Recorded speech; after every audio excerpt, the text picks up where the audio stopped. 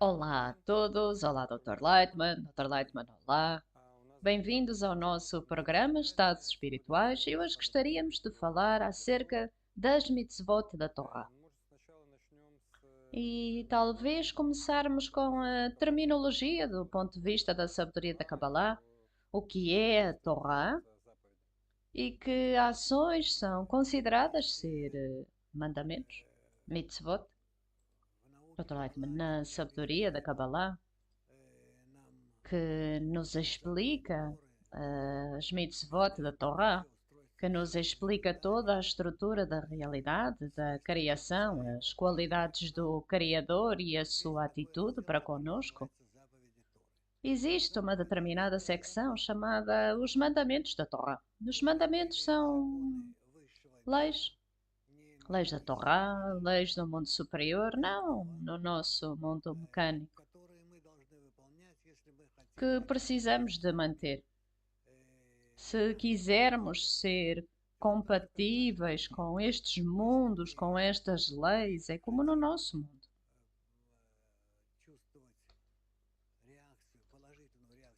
Se queremos sentir uma reação positiva da natureza para com as nossas ações, precisamos de saber como nos comportar relativamente à natureza.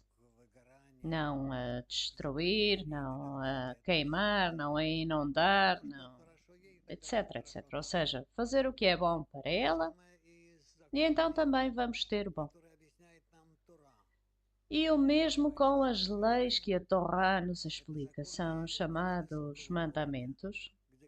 Estas são leis de um nível mais elevado, que fala da nossa relação interna com a natureza espiritual. Como nos devemos comportar para com as pessoas, para com os níveis inanimado, vegetativo, animal, como nos devemos tratar, como devemos tratar os outros, etc. Ou seja, a Torá explica-nos todo o código das regras do nosso comportamento no mundo que nos rodeia para que possamos influenciá-lo corretamente e para que seja orientado corretamente para conosco.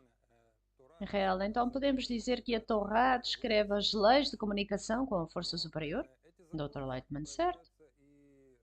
Real, mas estas leis são manifestadas no nosso mundo também, como raiz e ramo. Dr. Lightman, parte delas também, porque o Criador é toda a natureza que nos rodeia. Elohim, Criador, em Gematria, é igual a Teva, natureza. E, portanto, se nos relacionarmos com isto corretamente, então, obviamente, que vamos influenciar corretamente esta força superior chamada Criadora. E, em concordância com isso, vai influenciar-nos corretamente. Michael, mas é um pouco confuso porque, por um lado, na Torá e no Zohar, que é o comentário ao livro da Torá, explica que não existe uma única palavra que fale do nosso mundo, mas que é sempre de situações ou estados que são acima do espaço, tempo, as forças que estão acima do nosso mundo, certo? Mas, por outro lado, vemos manifestações do mundo superior no nosso mundo. Existem certas tradições que mantemos, isto é um pouco confuso. Trata-se o nosso mundo ou não? Dr. Lightman, há muito pouco que falo do nosso mundo, porque o nosso mundo é o mundo dos resultados. E se influenciarmos corretamente a força superior, o Criador, e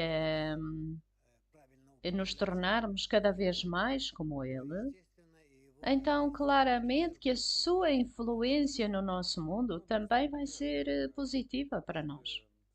Por exemplo, no seu livro escreve com o mandamento é a ação de mudar a nossa intenção para o nosso benefício para beneficiar o Criador.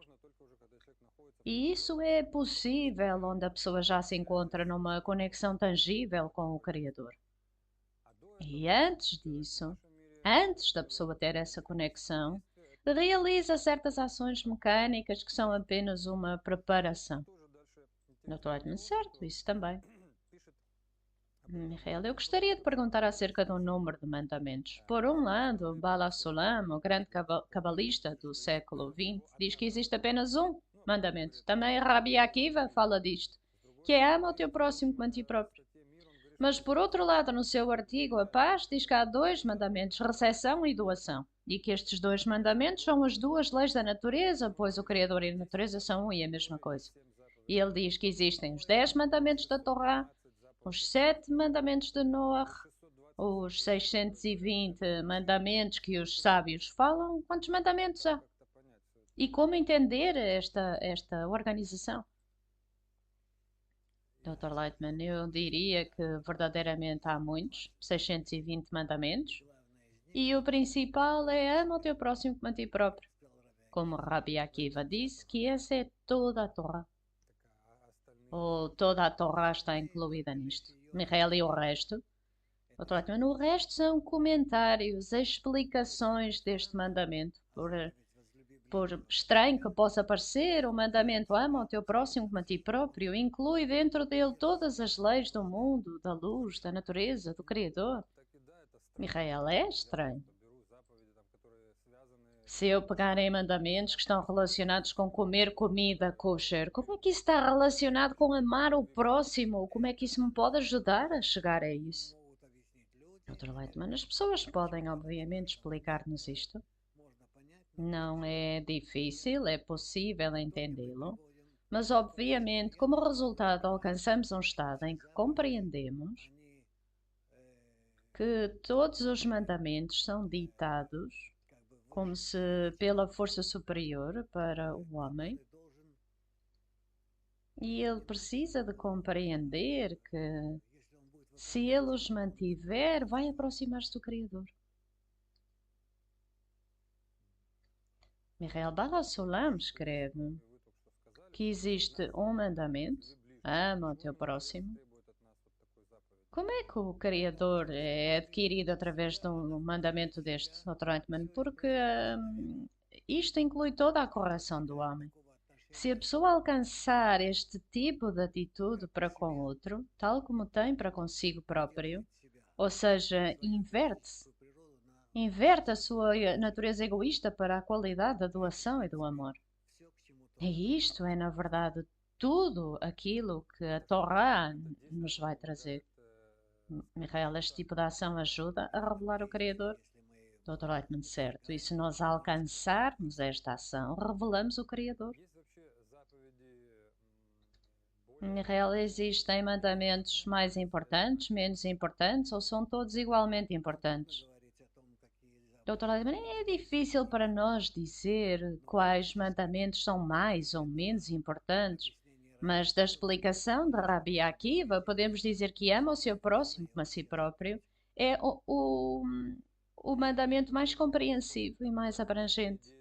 Há mandamentos que podemos realizar enquanto ações externas, como colocar os tefilim, e há aqueles que são internos, como não fazer uma imagem gravada, louvar o Criador, ou seja, são categorias internas. Então, por que é que isto funciona assim? Dr. Lightman, isto diz-nos que há mandamentos para os quais precisamos de nos calibrar internamente, uma determinada atitude para com uma pessoa ou uma ação. E o principal em manter estes mandamentos é a nossa atitude para com eles.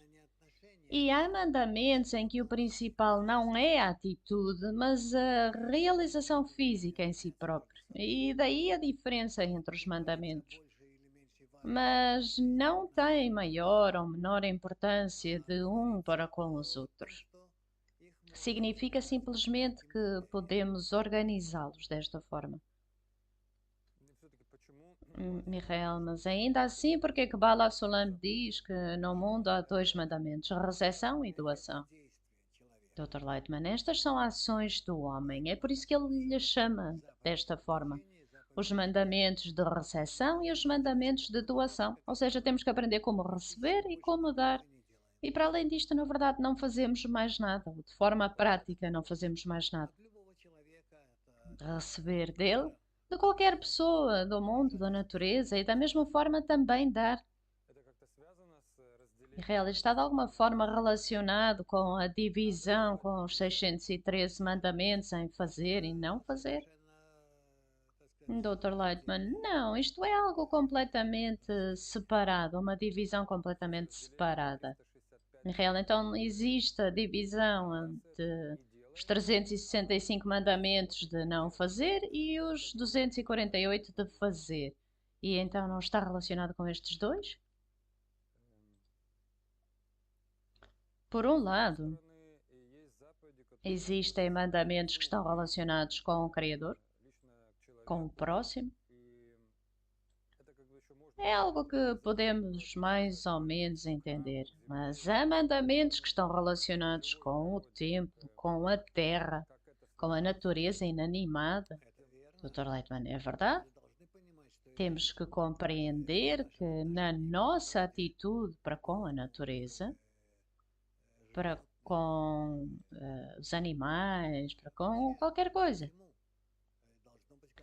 é necessário haver uma relação específica, uma intenção específica, um propósito, e que com a ajuda das nossas relações podemos aproximar-nos ou afastar-nos. É importante manter. Diz-se que todos os mandamentos são por forma a conectar as pessoas. Totalmente certo. Então, um mandamento tem a ver como, por exemplo, cultivar a terra.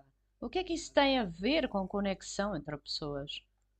Dr. Lightman, temos que saber como nos relacionar com a terra, com a natureza, com a água, com o ar, para preservar a natureza como saudável, plena, completa.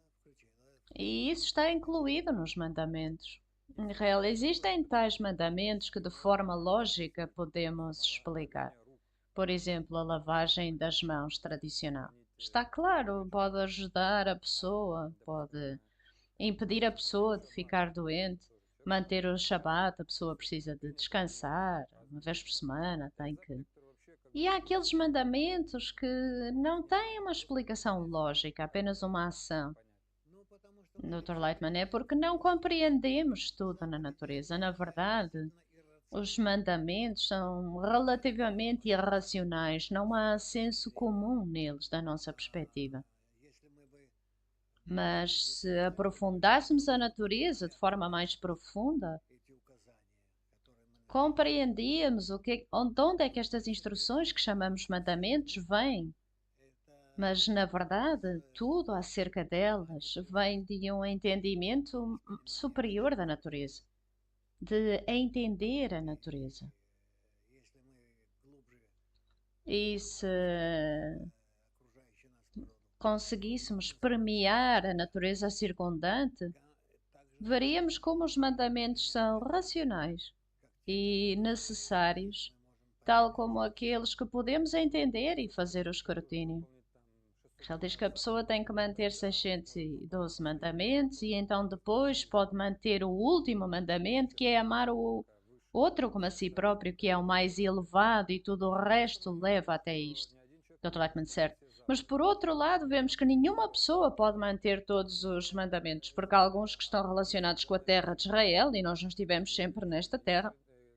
Há aqueles que têm a ver com mulheres, outros com homens, outros com o templo que costumava existir. Houve períodos em que não existiu, ou seja, é impossível para uma pessoa manter todos estes mandamentos. Provavelmente muitas pessoas podem fazê-lo durante um determinado período de tempo. Dr. Reitman, certo?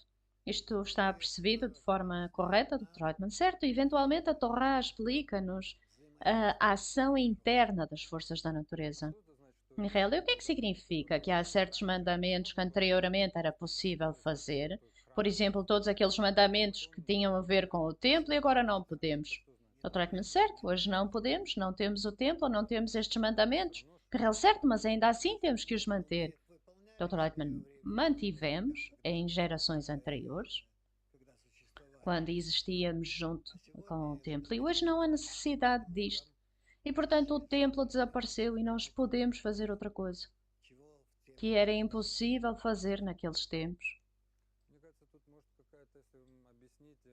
Michael, existe aqui uma confusão, provavelmente, entre as ações internas, um mandamento enquanto uma ação interna, tal como explicado na sabedoria da Kabbalah, que é mudar a nossa intenção, da recepção para a doação, e as manifestações internas ou externas destes mandamentos, Dr. Ekman. Sim, mas sem a realização física, as intenções, ainda assim precisamos de compreender que temos que as manter fisicamente e, junto com isso, também mantê-las nas nossas relações. Michael Balassulam, se entendi corretamente, escreve que primeiro o mandamento principal de ama o seu próximo como a si próprio foi mantido quando receberam a Torá como um homem e um coração e depois não conseguiram a manter este estado e então transformaram isto em ações externas. Dr. Atman, certo, isto é como gradualmente deterioraram mais e mais até ao ponto em que nos nossos tempos já ninguém fala sobre este tipo de coisas. Miguel diz que um mandamento sem a intenção certa está morto. O Zohar escreve que um mandamento sem intenção é como um corpo sem alma. Dr. Atman, certo? Significa que o principal é a intenção. Para que é que precisamos dela?